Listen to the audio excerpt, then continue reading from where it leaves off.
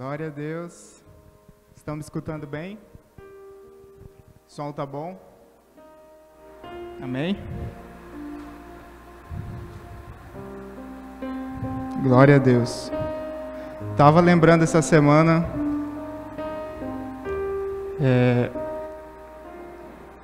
Deixa eu abrir aqui.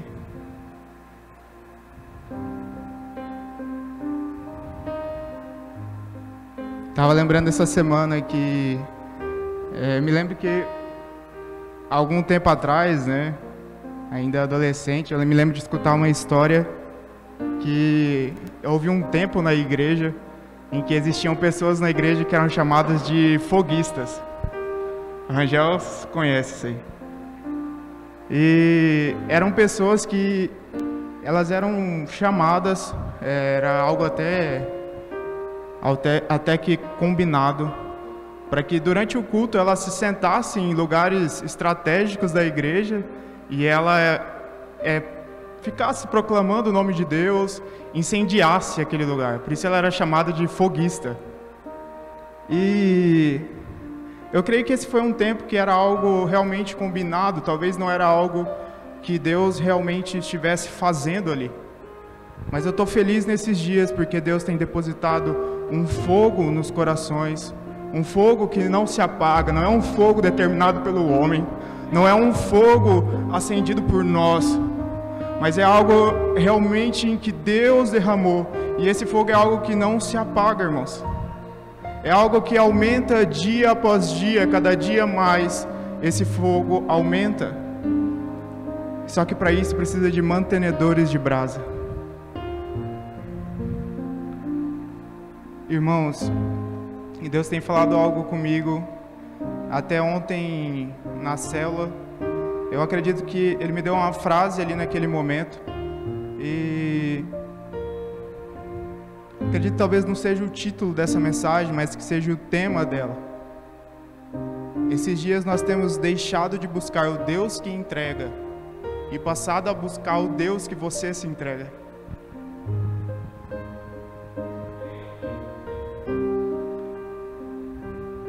Sabe, o que os nossos corações, o que nós temos entregado a Deus nesses dias? Você vai olhar para os grandes homens da Bíblia, os grandes homens de Deus, e toda vez que você vê eles se achegando a Deus, ele vem com algo a entregar a Deus.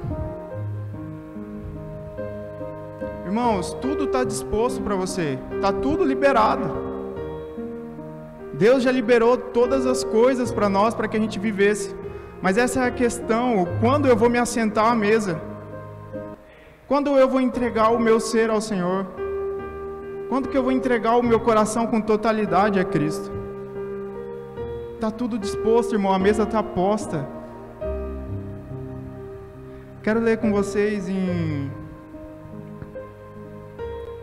Vamos abrir lá em Gênesis 21:1. Tem como baixar um pouquinho o fundo? Aí, tá bem alto aqui.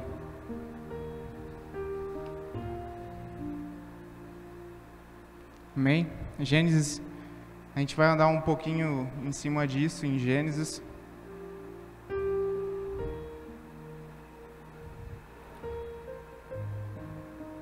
Irmãos, o que você pode entregar para Deus nessa noite? Eu quero que dentro do seu íntimo você reflita isso durante essa ministração.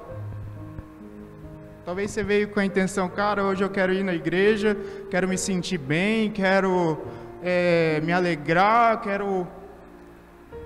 Mas eu quero já te confrontar desde o início agora. O que você tem, o que você pode entregar a Deus agora?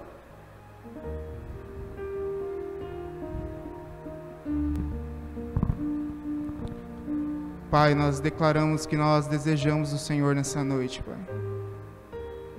Nós desejamos a Sua presença nesse ambiente, Pai. Ministra os nossos corações, Pai. Pai, nos aponta com um direcionamento, Pai. Nos aponta, Pai, nos dê direção, alinhamento em nossos corações, Pai. Para que a gente possa, de fato, Pai, viver aquilo que o Senhor tem almejado para esses dias, Pai. Direciona os nossos corações, Pai. Em nome de Jesus. Abre aí Gênesis 21, vocês estão abertos já? Gênesis 21, 1. Fala bem assim: o Senhor Deus visitou Sara como dissera, e fez por ela como prometera. Sara concebeu e deu um filho a Abraão, já idoso, no tempo que Deus tinha marcado. Gravem bem isso. Ao filho que lhe nasceu, gerado por Sara, Abraão deu o nome de Isaque. Abraão circuncidou seu filho Isaque assim que ele completou 8 dias de vida, exatamente como Deus lhe ordenara. Abraão tinha 100 anos quando nasceu seu filho Isaque. Então declarou Sara: Deus me deu um grande motivo para sorrir, e todos os que souberam dessa história muito se alegrarão comigo. E acrescentou: quem diria a Abraão que Sara ainda amamentaria filhos? Todavia eu lhe dei um filho em sua velhice. Irmãos, quem lê esse texto, aqui é um dos desfechos na história de Abraão. E quem lê isso aqui é tudo bonito, né? É lindo ver o que aconteceu aqui. Mas, se você ler alguns capítulos para trás, nós vamos ver a história de Abraão aqui. Porque eu sempre me perguntei, por que Abraão, ele é quem ele foi? E quem ele é ainda? Por quê? Porque Abraão, ele é conhecido como o pai da fé. Se você parar para ler a história de Abraão, a gente vai ver que em muitos momentos Abraão, ele era o tipo de homem que confiava em Deus, mas com o freio ainda de mão meio puxada. Você vai ver que quando Deus fala para ele: Abraão, sai da sua terra, larga toda a sua parentela, sai da onde você está. Você vai ver que de fato ele cumpre o que Deus pediu, ele sai, mas ele leva consigo Ló. Ele leva alguém da parentela dele. Até que em um determinado momento não dá mais para ele caminhar com Ló, e os dois se separam. Você vai ver que Abraão, quando Deus fala ainda já em velhice para Abraão: Abraão, eu vou dar um filho para você e Sara. Sara era alguém estéril, ela não poderia ter filhos, humanamente falando. Ela não poderia ter filhos. E Deus pega e promete um filho que ele seria pai de gerações, de nações. E imagina isso na cabeça de Abraão. Alguém já velho de idade, já sem muita expectativa de ter um filho, sem muita possibilidade física, na verdade sem nenhuma possibilidade física de Sara ter filho. E Deus chega e promete para ele já em velhice que ele teria. E daí você para analisar a história, e daí Abraão pega aquilo, acredita naquilo, porém ainda você vê alguns vacilos na frente. Já em determinado tempo, já a idade avançando, né? E Abraão não vendo acontecer, Sara vai e faz uma oferta: ó, pega minha escrava e tem um filho com ela. E dali nasceu, foi gerado Ismael. Você vê que Abraão, ele confia, mas aquele cara que confia desconfiando um pouco, sempre tentando dar um jeitinho, dar outro jeito ali, um aqui, tentando consertar as coisas. E eu tinha esse questionamento dentro do coração: por que ele é reconhecido como um pai da fé, um pai da fé nosso, ainda nos dias de hoje? E daí a gente vai ler um versículo que nos faz compreender isso, lá em Gênesis 15, 1.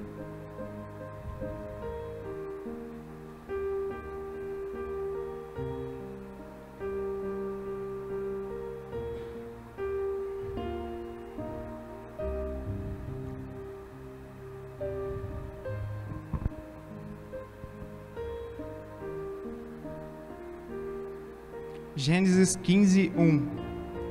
Passados esses acontecimentos, o Senhor falou a Abraão, por intermédio de uma visão: não temas, Abraão, eu sou o teu escudo e grande será a tua recompensa.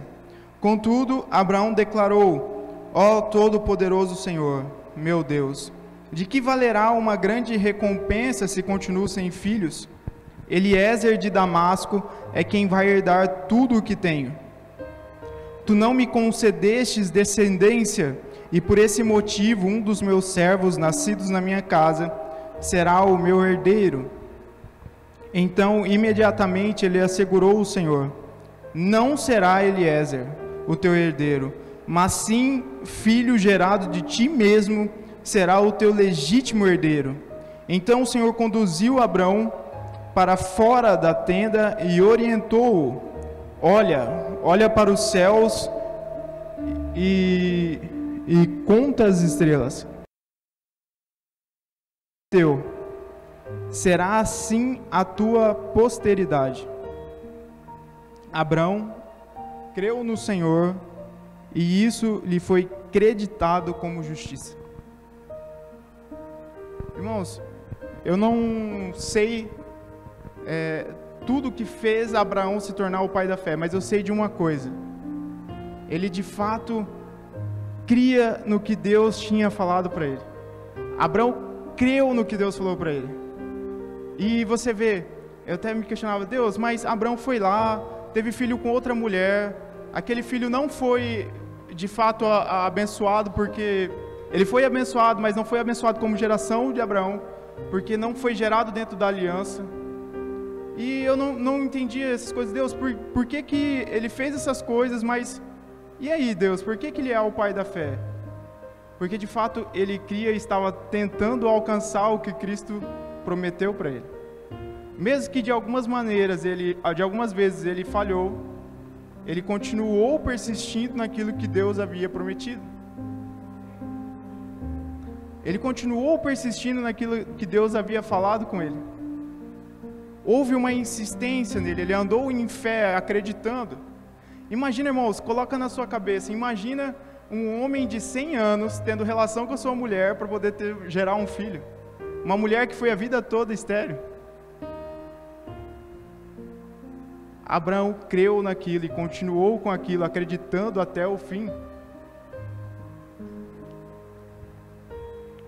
Irmãos, começar a andar em fé vai te custar algumas coisas. Começar a andar em fé vai te custar algumas coisas. Grava isso. Começar a andar em fé vai te custar algumas coisas. Eu estive esses dias com um homem, um morador de rua aqui em Tangará. E foi engraçado, né? Eu falei para André, eu já tinha visto esse homem já algumas vezes, na verdade há alguns anos já, que eu vejo ele andando na rua. E eu tinha falado para André, tem umas roupas aqui, eu vou arrumar uma mala e vou levar para ele.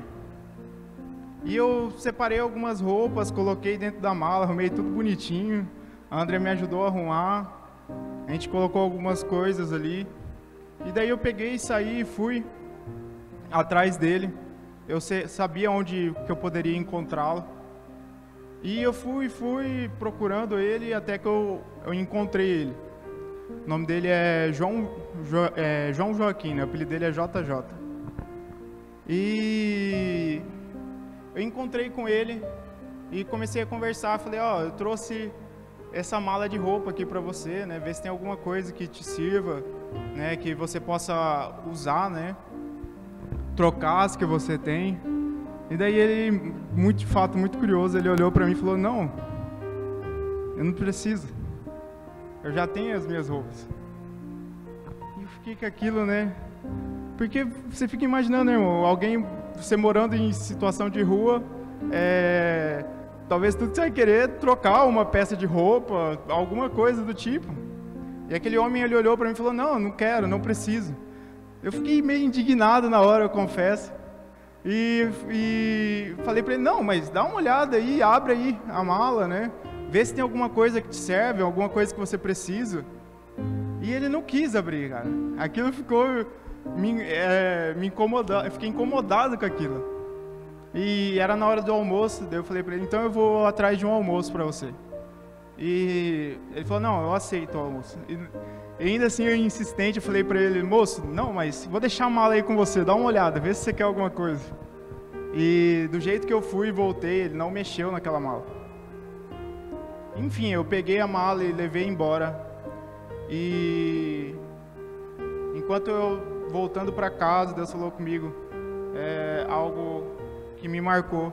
Nem sempre, irmãos, a maneira que você vai agir é o que de fato Deus quer.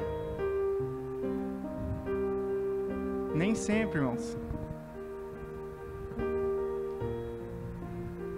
Nem sempre o que nós vamos fazer é de fato o que é preciso. Nem sempre o que você está fazendo é o que de fato é preciso. Então talvez existem coisas nas nossas vidas que nós vamos ter que abandonar. Sabe, aquele homem me ensinou uma coisa muito importante também, me fez lembrar de uma coisa muito importante. Quando ele disse que ele não precisava, era porque ele já tinha. Às vezes, quantas vezes você está carregando coisas e está com a mala pesada por aí, andando por aí. Ele não queria mais roupas, porque senão ele teria uma mala pesada para ele carregar.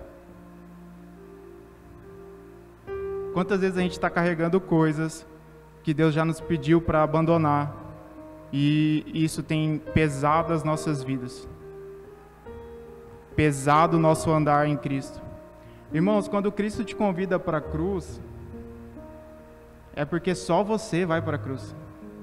É só a sua carne que vai ser apregoada na cruz para morrer, para que sobre espaço para Cristo viver em você.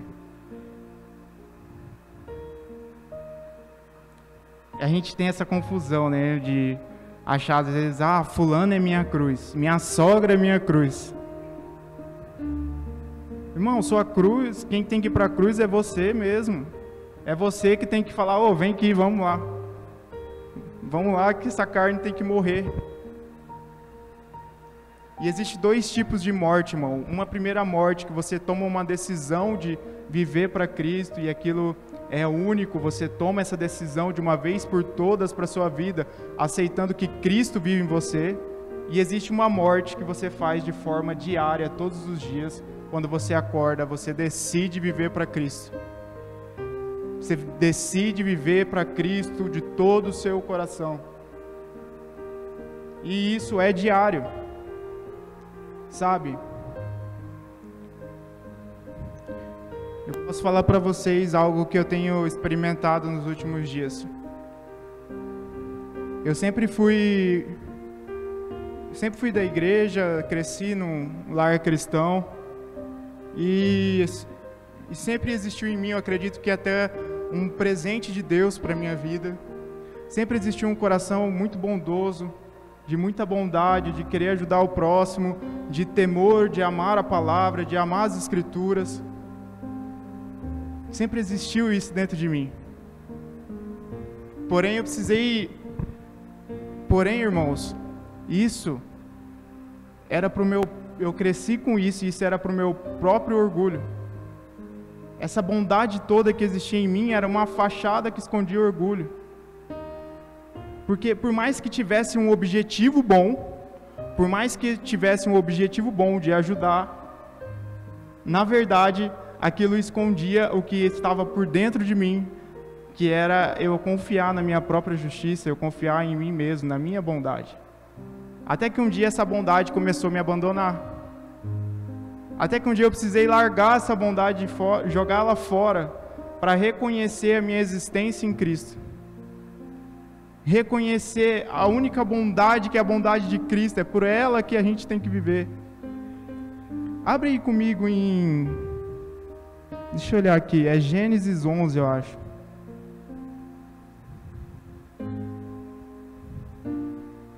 Uma coisa que eu nunca tinha entendido na história da Torre de Babel.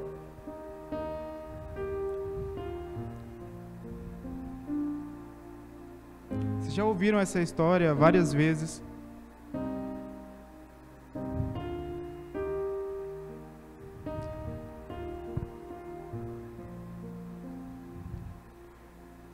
Gênesis 11, 3.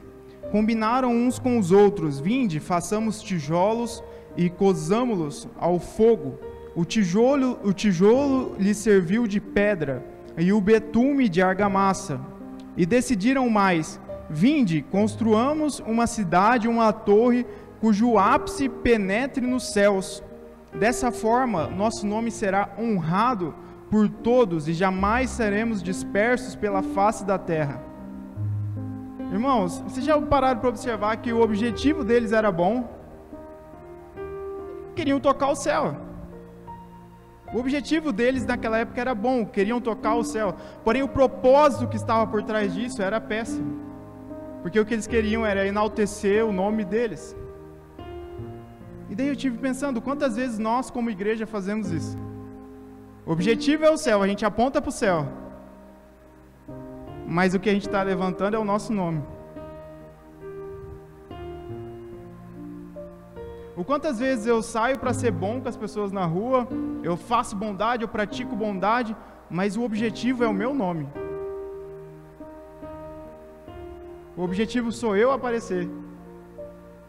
E irmãos, às vezes você faz isso inconscientemente, deixa eu te falar isso. Às vezes você faz isso inconscientemente. É por isso que você vai ter que se entregar. É por isso que esse orgulho precisa morrer na cruz. É por isso que você tem que morrer todos os dias.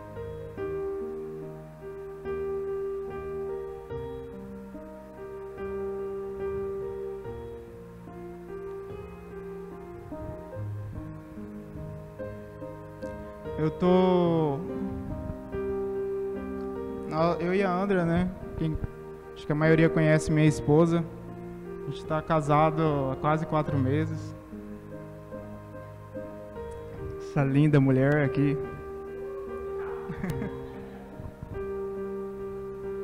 E eu e a Andrea, a gente tem um temperamento muito diferente um do outro. Mas, tipo, muito diferente. E de vez em quando sai umas faíscas boas, né? Mas eu sou feliz por isso, porque isso vai mostrando as falhas que estão presentes em mim e eu vou conseguindo me libertar disso. Ela me ajuda a expor tudo aquilo que estava preso, retido, escondido lá dentro, e eu posso cada vez mais ser tratado e avançar em Cristo. Mas teve uma coisa que nesses 4 meses, né, nesse pouco tempo que a gente está junto, que eu consegui entender. Aquilo que vocês já viram nos cursos e já entenderam bastante sobre amor, o amor de fato ele é uma escolha. Isso é inegável, ele é uma escolha. Porém, ele é uma escolha que, se feita todos os dias, gera sentimento. A escolha de amar gera sentimento. Então, todo dia, se você escolhe amar, mais esse sentimento cresce. Eu pude constatar isso dentro do meu casamento. Todos os dias que eu acordo, eu decido amar minha esposa, mais eu amo ela, mais eu quero estar com ela, mais eu quero chegar em casa e encontrar minha esposa, mais eu tenho desejo pela minha esposa. E sabe, com Cristo é a mesma coisa. É por isso que é Cristo e a noiva. Quanto mais você escolhe amar a Cristo, você se desliga da questão mas hoje eu não estou sentindo nada. Mas por dentro existe uma escolha hoje eu amo a Cristo, eu desejo o meu Senhor. Você acorda pela manhã desejando Cristo, desejando amar o Senhor, desejando conhecer um pouco mais. Quanto mais isso acontece, quanto mais eu decido de fato amar o meu Senhor, quanto mais eu me dedico em buscar a palavra, em buscar conhecimento, mais você vai sentir a presença de Cristo. Isso é inegável, irmãos. Mais Ele vai aparecer, mais Ele vai fazer esse presente, irmãos. Irmãos, Deus não vai vir, Ele já veio. Ele está dentro de você. Ele continua vindo todos os dias. A sua presença é real e é adorada.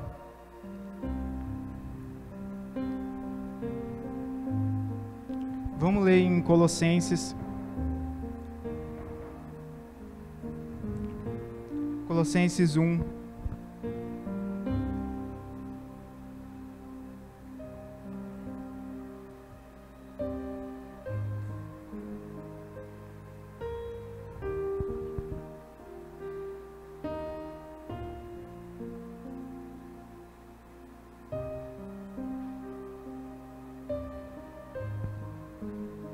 Colossenses 1.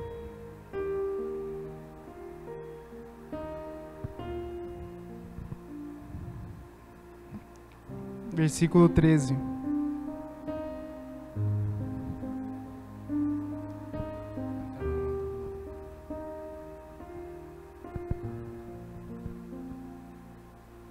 Irmão, você pode dar glória a Deus, tá? Pode dar amém, aleluia. Não é proibido dar glória a Deus na igreja. Tá liberado, tá? Você pode ser um foguista. Fique à vontade, fica na liberdade do Espírito.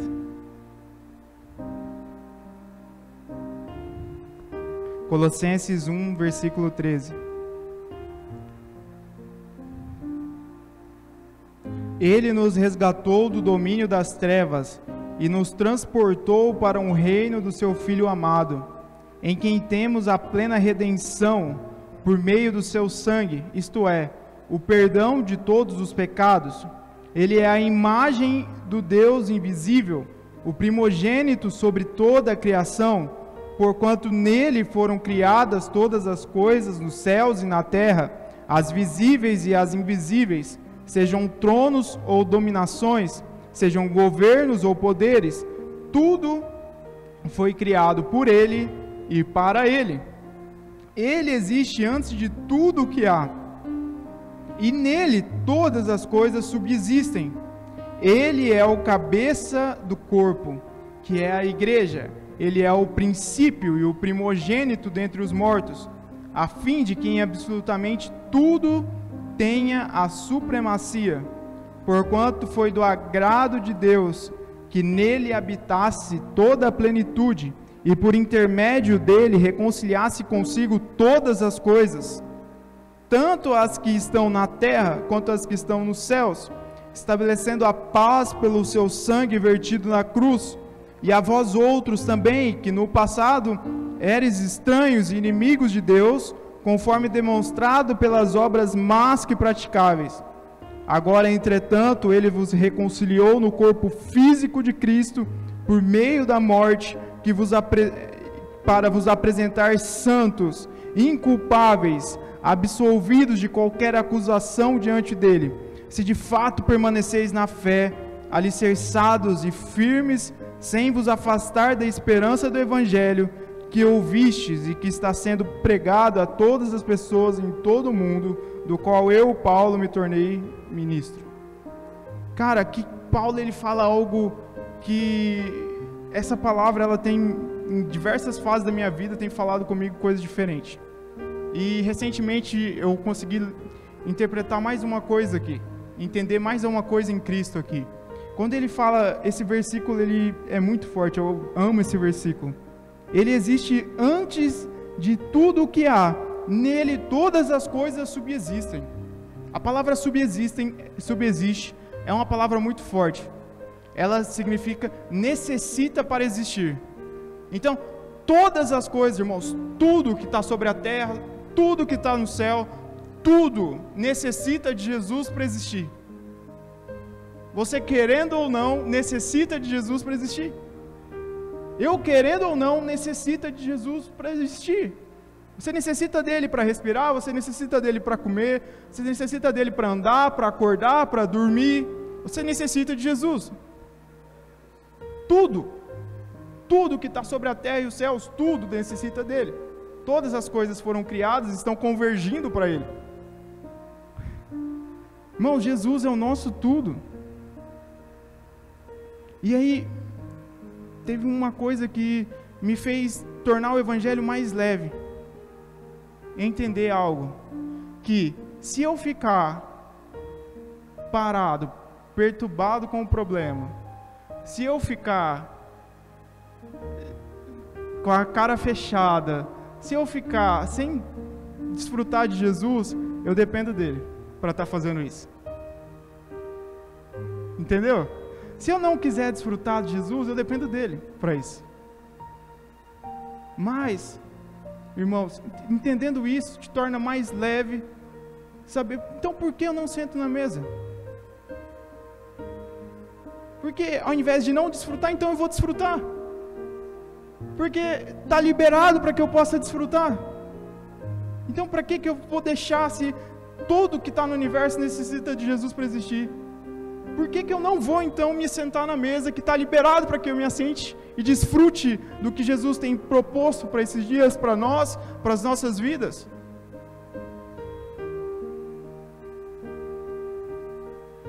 Irmãos, existe algo em nós que só vai ser suprido com a pessoa de Jesus.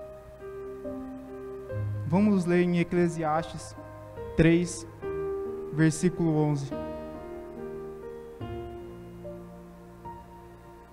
Isso aqui é muito legal. Abre aí, Eclesiastes 3, 11.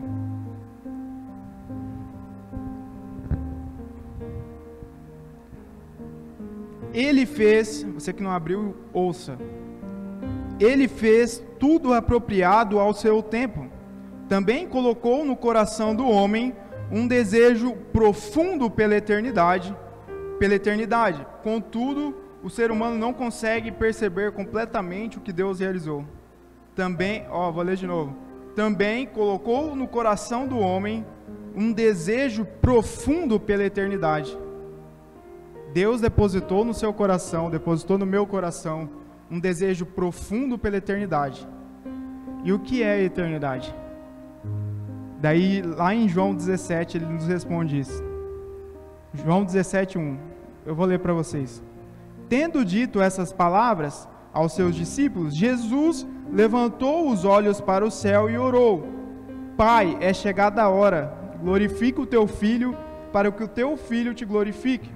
Assim como lhe outorgaste autoridade sobre toda a carne, para que conceda a vida eterna a todos os que lhe destes.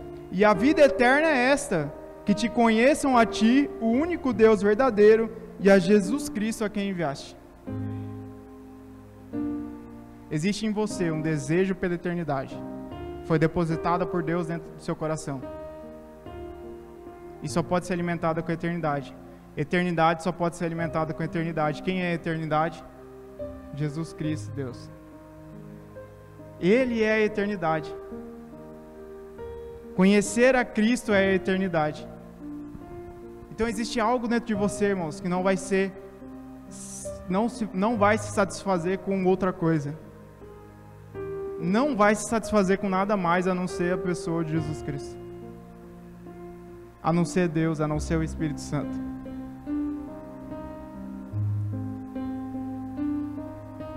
Abre aí em Hebreus 12, 26.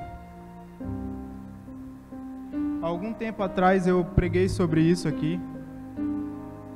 E esse versículo é um versículo que ele rodeia bastante a minha vida. E diversas vezes eu me pego orando isso. Toda vez que eu oro, me dá um temor em orar isso. Porque de fato acontece.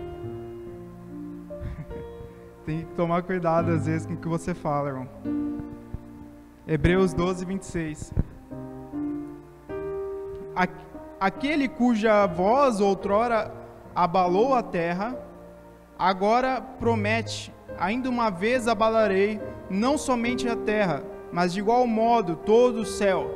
Ora, esta frase, ainda uma vez, indica a remoção de coisas que podem ser abaladas, isto é, as coisas criadas, para que permaneça o que não pode ser abalado. Portanto, já que estamos herdando um reino inabalável, sejamos agradecidos de modo que adoremos a Deus com uma atitude aceitável, com toda a reverência e temor, porque o nosso Deus é fogo consumidor. Irmãos, Deus ele vai abalar a sua vida. Ele tem abalado e vai continuar abalando até que sobre somente o que é inabalável. Eu preguei isso aqui um tempo atrás, mas eu não tinha entendido uma coisa ainda nesse versículo que eu entendi agora. Quando ele abala, irmãos, ele tira as coisas que foram criadas. Aquilo que nós colocamos como pilares de importância na nossa vida, sejam alegrias, sejam coisas, seja a sua faculdade que você fez, seja o trabalho que você tem, ele abala e tira essas coisas. Tira a sua confiança disso. Às vezes ele não vai tirar fisicamente algo, mas vai tirar a sua confiança daquilo.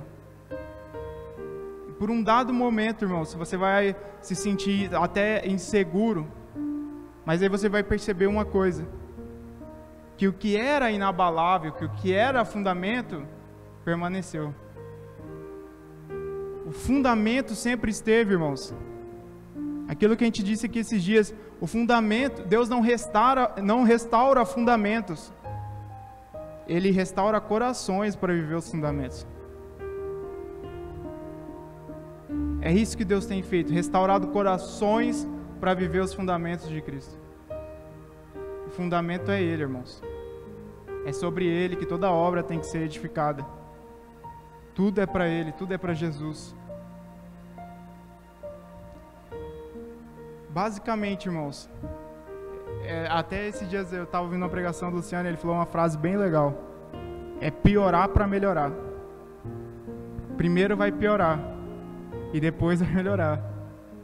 Lá em casa, quem já foi lá em casa sabe que a gente tem uma árvore bem no meio da casa. E essa árvore é uma árvore que a gente gosta muito, porque ela dá uma sombra muito boa na casa. E, porém, quem já foi lá e já viu ela, viu que ela era muito grande, até desproporcional. Porque ela foi uma árvore que foi deixada sem podar. Ela cresceu de uma forma desordenada. Ela foi crescendo, simplesmente saindo galhos e mais galhos, e foi crescendo. Até que esses dias deu uma ventania muito forte, foi até na primeira chuva que deu esse meio de ano, foi dia 20 de setembro. Primeira chuva que deu uma ventania bem forte antes. E alguns dos galhos delas rachou e se quebrou, ela ficou rachada. E daí eu tive que chamar um rapaz que mexe com jardinagem lá em casa. E ele, olhando a árvore, ele me falou: olha, essa árvore, por ela ter ficado muito tempo sem poda, ela cresceu de uma forma desordenada. E os galhos, como ela ficou com muitos galhos, ela pesou e esses galhos cresceram, na verdade, como era muito, eles cresceram de forma numerosa, porém fracos. E foi verdade isso que ele falou, porque no primeiro vento que deu, um vento um pouco mais forte, aqueles galhos se racharam. E daí ele continuou me explicando: ó, eu vou ter que cortar essa árvore bem aqui, porque se eu cortar um pouco mais para baixo, ela não nasce mais. Agora, se eu cortar aqui um pouco mais para cima, dentro de 2 a 3 meses, ela vai estar toda cheia de folha novamente. Irmãos, na hora Deus ministrou no meu coração. Muitas vezes a igreja antes, ela cresceu e cresceu muito, de forma numerosa. Porém, uma igreja sem forte fundamento. E com galhos fracos, com qualquer vento, ela se racha. E é interessante em relação à poda e o corte, porque é feito da mesma maneira, a diferença só é aonde é podado. Se ele poda um pouco mais para baixo, mata a árvore. Mas se é um pouco mais para cima, aquela árvore vai nascer nova vida daqui uns dias. Eu creio que já está nascendo. Eu falei para o André lá, está saindo um brotinho já. Veja a hora de dar sombra de novo. Irmãos, mais uma coisa sobre isso. Deus tem talvez nos podado nesses dias para que a gente possa crescer de uma forma forte, baseada no fundamento de Jesus Cristo. E esses dias, às vezes é até incômodo, irmãos. Lá em casa, eu até falei para o André, a gente vai ficar uns 2 ou 3 meses sem sombra, vai ser incômodo aqui dentro, porque vai ser bem quente esses dias. Só que é piorar para melhorar. Foi algo necessário, porque se a gente não tivesse feito essa poda, daqui uns dias os galhos iam quebrando, até essa árvore morrer de vez. Se não podar, irmãos, ela ia morrer de vez.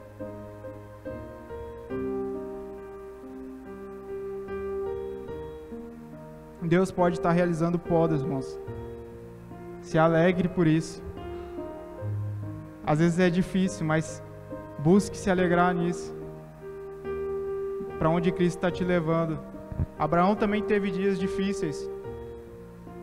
Tentou dar os seus jeitinhos. Mas mesmo assim ele continuou acreditando naquilo que Cristo tinha falado até o fim.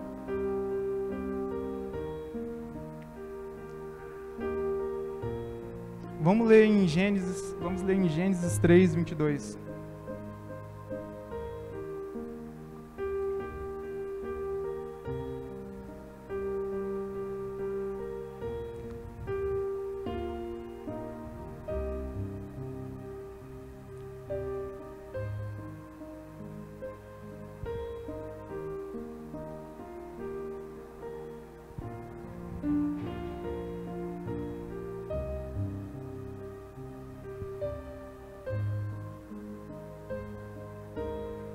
Gênesis 3, 22.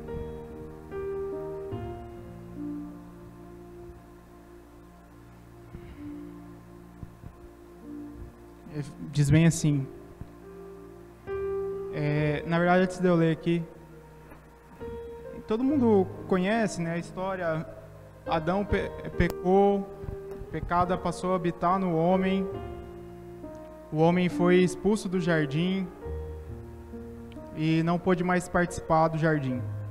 Só que algo que eu sempre olhei isso, né, de uma maneira ruim, né, falando: Deus, mas o Senhor foi lá, criou o jardim, gastou tempo criando tudo, e de repente o homem peca, falha, e o Senhor fecha o jardim, coloca anjos para guardar o jardim, coloca uma espada fumegante para que ninguém mais entrasse. Parece que é uma coisa ruim, né? Fala, mas por que, né? Algo tão bom não pode ser mais desfrutado, ninguém pode entrar mais aí. Por que parece algo... Eu sempre olhei isso, essa parte da Bíblia, e achava ruim, né, com Deus fazendo isso. Até que esses dias eu li novamente e Deus ministrou no meu coração o que Ele estava fazendo em relação ao homem. Vamos ler aí, Gênesis 3, 22.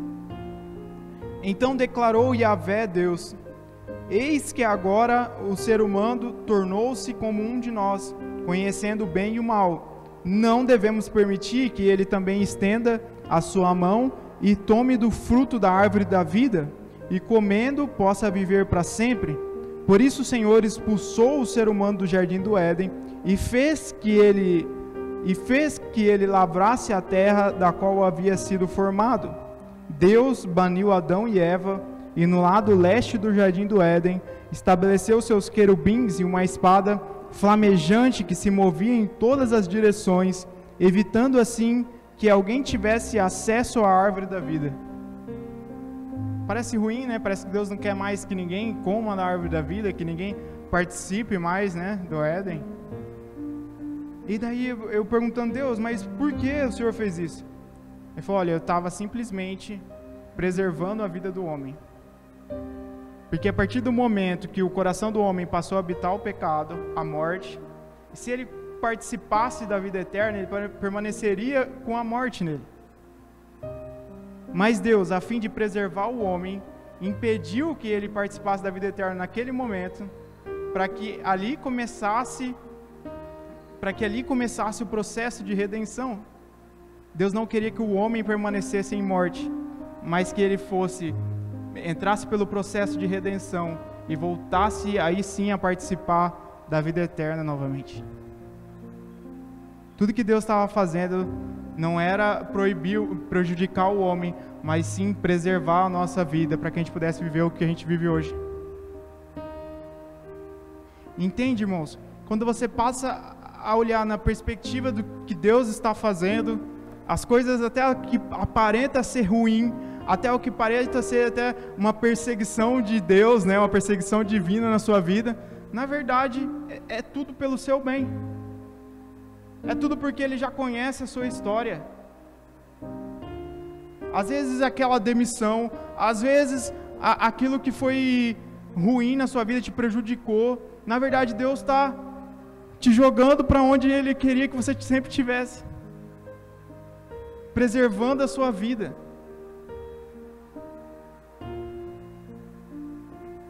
Irmãos, nós não somos uma igreja de perdidos. Por muito tempo eu ouvi isso, que a igreja é a igreja para pessoas perdidas, que a igreja é um grande hospital para gente doente. E de fato, não tem problema a igreja ser um hospital.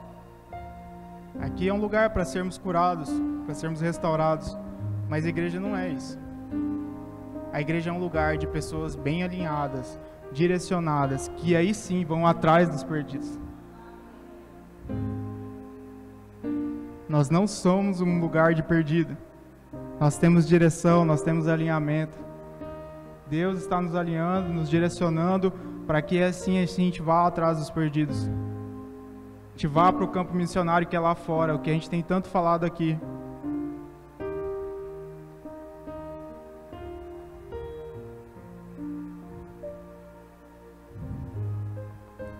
Amém? Para a gente encerrar, quero ler com vocês Deuteronômio 30,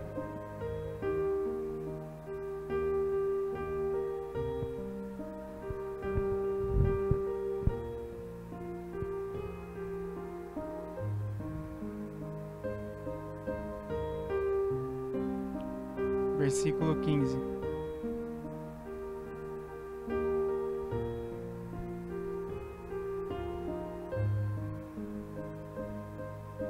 Esse versículo, ele derrubou um castelinho meu.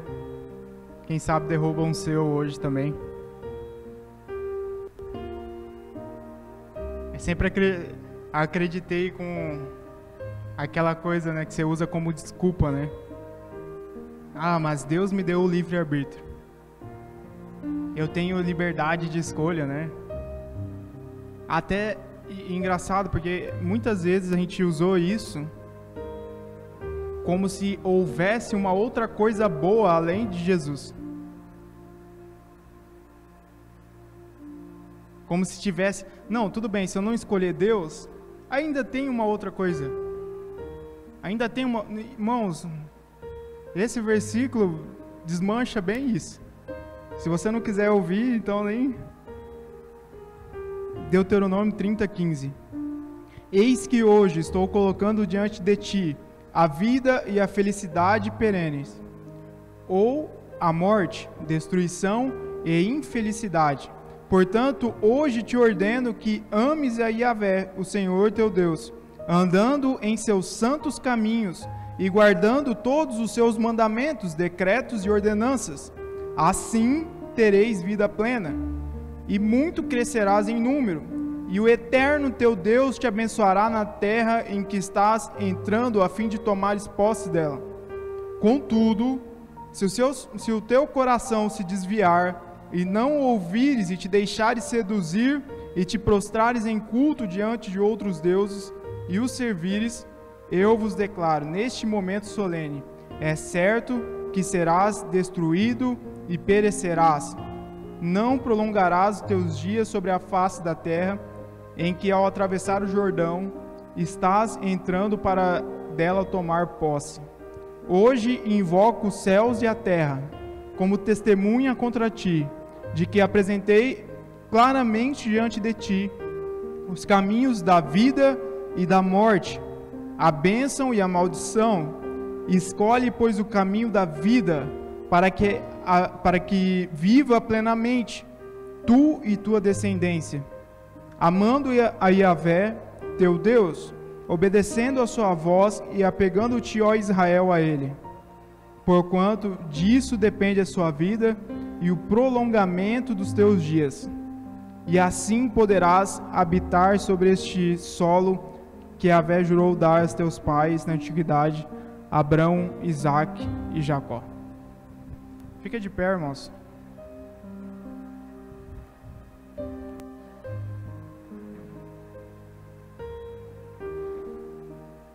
Irmãos, se a gente não escolhe a vida, a morte já tomou lugar. É engraçado, né? Um Deus que é tão bom, né? A gente canta isso nos louvores, um Deus maravilhoso, bondoso, generoso. Te fala isso, né? E ele diz: eu te ordeno que você me ame. Como que pode, irmãos? Um Deus que é tão bondoso, né? Parece que te dá a escolha. Fala: eu te ordeno que você me ame. Irmãos, Deus de fato ele diz isso, sabendo que é o que nós necessitamos. Tudo que você ama, tudo que você adora, você se torna parecido. Se tem alguém que é bom, se tem alguém que é amor, esse alguém é Deus. Esse alguém é o nosso Senhor.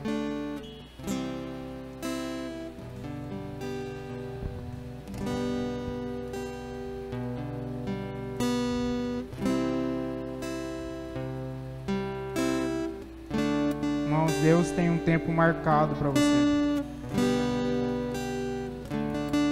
Esses dias, minha esposa me falou algo que eu não tinha entendido ainda, não tinha parado para prestar atenção.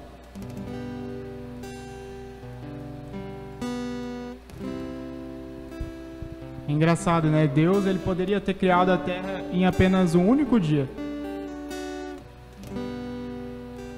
Ele poderia ter feito em apenas um único dia, ele é Deus. Mas ele escolheu em fazer a terra em 6 dias. E o homem escolheu fazer a terra e o homem em 6 dias. Quando ele fez isso, ele estava nos ensinando que existe um tempo marcado para cada coisa.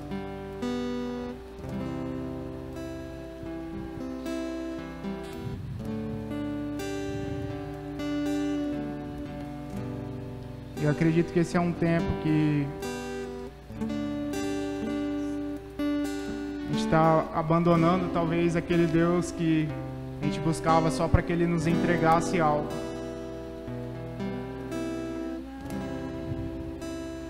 E passando a confiar no Senhor, em um Deus em que você se entrega a Ele.